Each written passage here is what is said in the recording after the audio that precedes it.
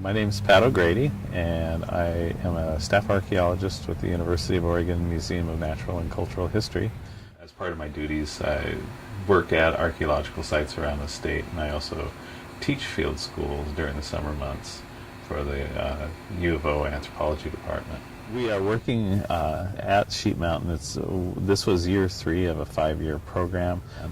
The fact that we have Clovis-era artifacts that are coming out onto the surface is very significant. We've recovered at least 3 points from the site at this stage, and we're trying to find where those artifacts are buried. Working at the sites that we do here at the University of Oregon, we try and offer as many unique opportunities for the students as possible, exploring aspects of pedestrian survey, test excavation, and also data recovery excavation, so that those people can go out into the workplace and operate at a very high standard. These shelves have materials that are related either to our archaeological excavations for various kinds of projects around the state, oftentimes ODOT projects, and then many of these drawers are filled with items that came from the field school excavations. So we take buckets of dirt out of our excavation unit, dump them in the screen, and then shake the screen back and forth like this, and the dirt falls through, and then we'll sift through here.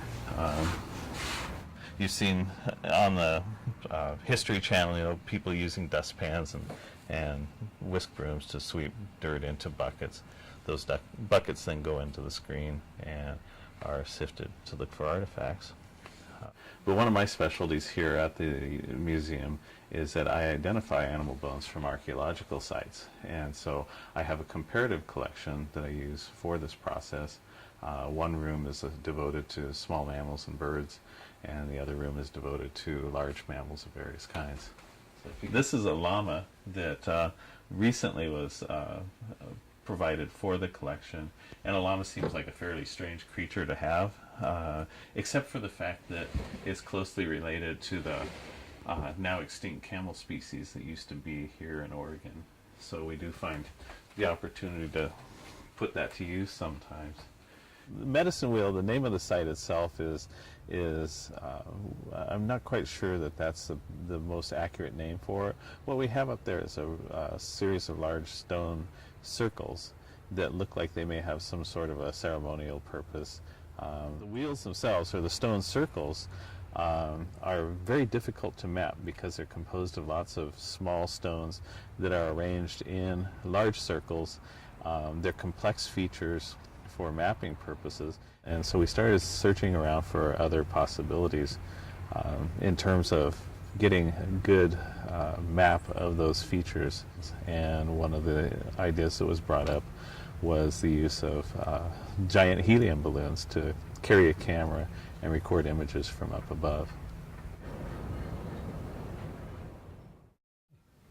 I'm Corey Plank. I work in geographic sciences in the spatial products section, and I'm the lead cartographer for remote sensing. We're using a still camera.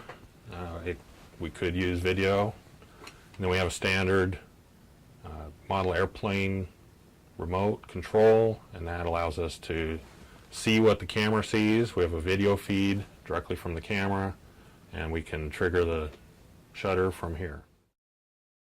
In historic times, the Paiute tribal members used to go up there and collect roots, have horse races, play games, gamble, arrange marriages. Lots of things were going on up there during the early summer, late spring months of the year.